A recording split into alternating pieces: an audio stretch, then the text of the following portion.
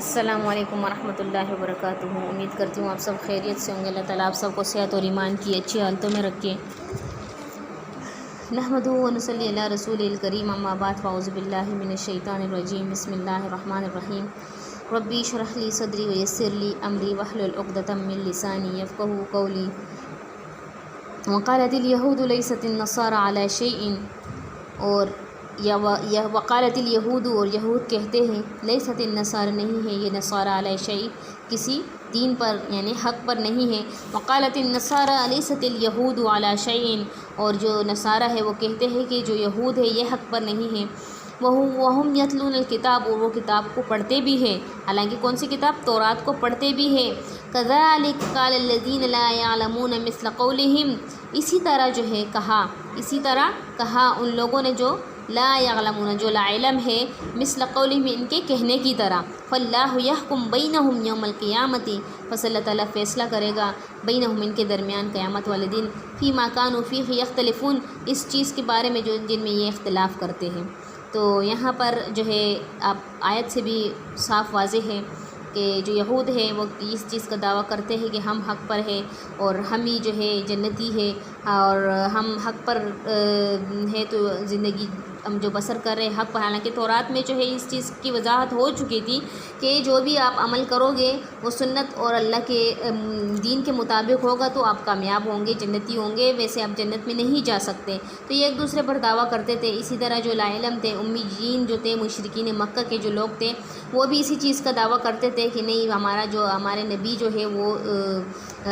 ہم ان کو نہیں مانتے، لیکن جو ہمارا دین ہے، وہ جو ہمارے آباء و اجداد کا دین ہے، ہم اس پر عمل پیرا ہے اور ہم اس کو مانتے ہیں۔ اسی طرح آگے جو ہے ومن اظلم ممن منع مساجد اللہ ان یذکر فیہا اسمہ،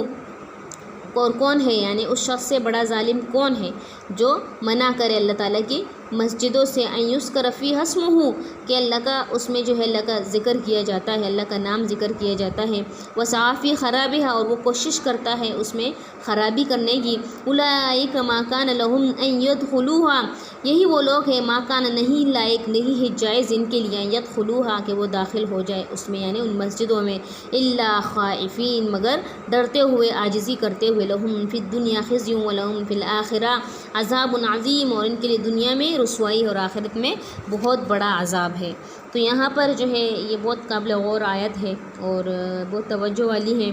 کہ اللہ کی مسجدوں سے کون روکے گا، کون لوگ روکتے ہیں۔ تو یہاں پر جو ہے جو روم کا جو بادشاہ تھا، یہاں پر دو قول مراد لیے جائے کہ مراد ہے، یعنی دو قول ذکر ہے کہ مفسرین اس کے بارے میں مختلف اقوال ذکر کرتے ہیں، لیکن یہاں پر یہ قول یہ ہے، ایک قول تو یہ ہے کہ اس سے مراد کون لوگ ہیں؟ عیسائی، جنہوں نے روم کا جو بادشاہ تھا ان کے ساتھ مل کر جو ہے انہوں نے بیت المقدس میں یہودیوں کو نماز پڑھنے سے روکا، اور اس کے بعد جو ہے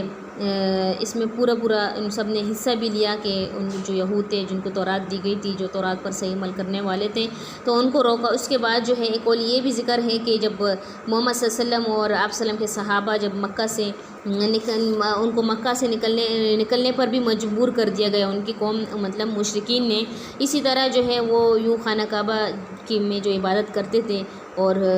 خانہ کعبے سے ان کو نکال دیا گیا، مکہ سے نکال دیا گیا، اور خانہ کعبہ سے بھی ان کو روک دیا گیا۔ تو کس وجہ سے؟ کہ جو ہے وہ سچے دین پر تھے، وہ نبی تھے، تو ان کو اپنا طریقہ کار کرنا تھا، تو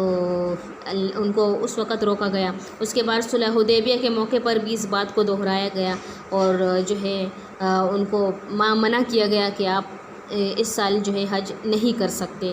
تو خیر، مسجدوں میں جو ہے مسجدوں سے روکنا، یا مسجدوں میں جو ہے اس قسم کی تحریف کرنا، یا پھر مسجدوں کے اوپر تنقید کرنا، یا اس قسم کی کہ مطلب یہ اس دور میں بھی موجود ہے لوگ، صرف یہ نہیں کہ یہ اس دور کے واقعات ہے تو یہ گزر گئے ہیں، اس دور میں بھی بہت سے لوگ ایسے موجود ہیں جو اللہ کی مسجدوں سے روکتے ہیں، خود تو گمراہ ہے لیکن دوسروں کو بھی جو ہے وہ گمراہ کرتے ہیں۔ تو مطلب کیا ہے اس بات کا کہ تو یعنی اور ایک بات یہ بھی واضح ہے کہ تخریب اور بربادی صرف یہ نہیں، اگر مسجد کو ہم توڑے یا مسجد کو کوئی نقصان ان کی دیواروں کو پہنچائے تو اس کی عمارت کو نقصان پہنچائے، بلکہ ان میں اللہ کی عبادت اور ذکر سے روکنا، اقامت شریعت اور ظاہری جو شرک سے جو ہے لوگوں کو منع کرنا بھی، یعنی ظاہری جو لوگ شرک کرتے ہیں اسے نہ روکنا بھی جو ہے وہ کیا ہے، ایک طرح سے اللہ کے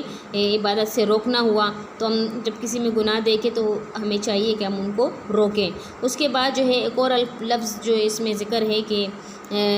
یہ الفاظ بھی اس سے مراد ہے کہ اپنی خواہش سے، یا یہ خواہش ہے کہ جب، یا اس سے مراد یہ بھی خواہش ہو سکتی ہے کہ جب اللہ تعالیٰ تمہیں تمکن اور غلبہ عطا فرمائے تو تم ان مشرکین کو اس میں صلح اور جزیے کے بغیر رہنے کی اجازت نہ دینا۔ مطلب یہ بھی ہے کہ اگر آپ پر غلبہ ہو، یہ بھی آپ وسلم کو کہا گیا کہ اگر صلح حدیبیہ یا مکہ سے آپ کو نکال دیا گیا، یا پھر آپ صلح حدیبیہ کے موقع پر آپ کو اللہ نے غلبہ بھی دے دیا، بعد میں آپ جو ہے ان پر غالب آ گئے، تو پھر بھی آپ اگر وہ کریں تو آپ انہیں اجازت دیں، یہ نہیں کہ آپ بالکل روکیں۔ روکنے کا مطلب یہ نہیں ہے کہ کوئی جو ہے بندہ اگر ظلم کا، مشرکین تھے، کلمہ گو تھے لیکن شرک کرنے والے تھے اللہ کے ساتھ اور نبی کو نہیں مانتے تھے، تو پھر بھی اللہ نے ان سے کہا کہ آپ ان سے جزیہ لے کے جو ہے ان کو اجازت دے دیا کریں، یہ نہیں کہ آپ مکمل منع کریں۔ تو کسی کے لیے جائز نہیں ہے کہ اللہ کی مسجدوں سے روکے، یا اللہ کی مسجدوں کو جو ہے توڑے، یا اللہ کی مسجدوں کو نقصان پہنچائے، تو یہ بالکل غلط ہے، جس کو اللہ تعالیٰ نے یہاں پر اس چیز کو بخوبی اور صاف طریقے سے واضح کر دیا۔ آگے ہے وَلِلَّهِ الْمَشْرِقُ وَالْمَغْرِبُ فَأَيْنَمَا تُوَلُّوا فَثَمَّ وَجْهُ اللَّهِ إِنَّ اللَّهَ وَاسِعٌ عَلِيمٌ، اور مشرق اور مغرب کا مالک اللہ ہی ہے، تم جدھر بھی منہ کرو ادھر ہی اللہ کا منہ ہے۔ اللہ تعالیٰ کشادگی اور وسعت والا اور بڑے علم والا ہے۔ تو یہاں پر یہ اللہ تعالیٰ نے یہاں پر اس چیز کو بھی واضح کر دیا کہ اگر آپ خصوصاً اس بات کا تذکرہ بھی اللہ نے فرمایا مکہ میں نہیں ہو، جب اللہ کی آپ عبادت کر رہے ہو تو آپ جہاں بھی ہو تو وہاں پر آپ قبلہ رخ منہ کر کے آپ عبادت کرو، نماز ادا۔ تو یہ ایک اور یہ بات بھی کہ ہجرت کے بعد جب مسلمان بیت المقدس کی طرف رخ کر کے نماز پڑھتے تھے تو مسلمانوں کو اس بات کا رنج تھا کہ اس موقع پر کہ بھئی ہم جو ہے مکہ سے بیت المقدس کی طرف، جب مکہ پہلا قبلہ تھا پھر بیت المقدس کی طرف اللہ نے ان کو نماز پڑھنے کا حکم دیا، اس کے بعد مسلمان مطلب پریشان تھے کہ محمد صلی اللہ علیہ وسلم خصوصاً کہ ہم واپس اپنے کعبہ کی طرف نماز پڑھ کے رخ کر کے نماز پڑھیں۔ اسی میں بعض کہتے ہیں کہ اس وقت یہ آیت نازل ہوئی جب بیت المقدس سے پھر خانہ کعبہ کی طرف رخ کرنے کا حکم ہوا تو یہودیوں نے طرح طرح کی باتیں بنائی۔ تو بعض کے نزدیک اس کے نزول کا سبب یعنی سفر میں سواری پر یا نفل نماز پڑھنے کی اجازت ہے کہ سواری کا منہ جدھر بھی ہو آپ نماز پڑھ لو، یعنی قبلہ رخ نہ بھی ہو آپ پڑھ سکتے ہو۔ یہ بھی ایک وضاحت ہے اس چیز کی۔ کبھی چند اسباب، کچھ باتیں مطلب کچھ ایسی باتیں ہوتی ہے جو جمع ہو جاتی ہے تو ان جمع کی ہوئی باتوں پر اللہ تعالیٰ کوئی ایک آیت نازل فرما دیتا ہے جس میں ان ساری باتوں کا حل نکل آتا ہے۔ تو اسی طرح یہ آیت بھی اسی طرح تینوں یہ جو اقوال ہیں بالکل درست ہیں، جو ہیں ان مختلف موقعوں پر یہ باتیں کی گئی تھی، اور ایک ہی جو ہے موقع پر اللہ نے اس آیت کو نازل فرمایا، تو اسی لیے جو ہے اس چیز کا بھی اللہ نے وضاحت کر دی کہ جو ہے بعض ایسا بھی ہوتا ہے کہ ایسی آیتوں کے شان نزول میں متعدد روایات مروی ہوتی ہے، مطلب مختلف روایات ہوتی ہے، لیکن جو ہے وہ ایک سبب کی وجہ سے اللہ تعالیٰ اس کو نازل فرما دیتا ہے، اس ایک آیت میں تمام جو باتوں کا جو حل ہوتا ہے وہ نکل آتا ہے۔ اسی طرح جو ہے آگے وقالوا اتخذ اللہ ولدا سبحانہ بل لہ ما فی السماوات والارض کل لہ قانتون، یہ کہتے ہیں کہ اللہ تعالیٰ کی اولاد ہے، نہیں بلکہ وہ پاک ہے، زمین اور آسمان کی تمام مخلوق اس کی ملکیت میں ہے اور ہر ایک اس کا فرما بردار ہے۔ زمین اور آسمان میں جو بھی کچھ ہے، چرند پرند جو بھی، یہاں تک کہ جو ہے زمین کے نیچے رہنے والی جو مخلوق ہے، کیڑے مکوڑے وغیرہ، تو یہ بھی اللہ تعالیٰ کا ذکر کرتے ہیں، اللہ تعالیٰ کی عبادت کرتے ہیں، اللہ تعالیٰ کی اپنی زبان میں حمد بیان کرتے ہیں۔ تو ایک اور چیز یہ کہ اللہ کے لیے اولاد ہے، تو جو عیسائی کہتے ہیں کہ عیسیٰ علیہ السلام جو ہے اللہ تعالیٰ کا نعوذ باللہ بیٹا ہے، تو یہ بات بالکل غلط ہے یہاں پر کہ اللہ کے لیے کوئی اولاد نہیں،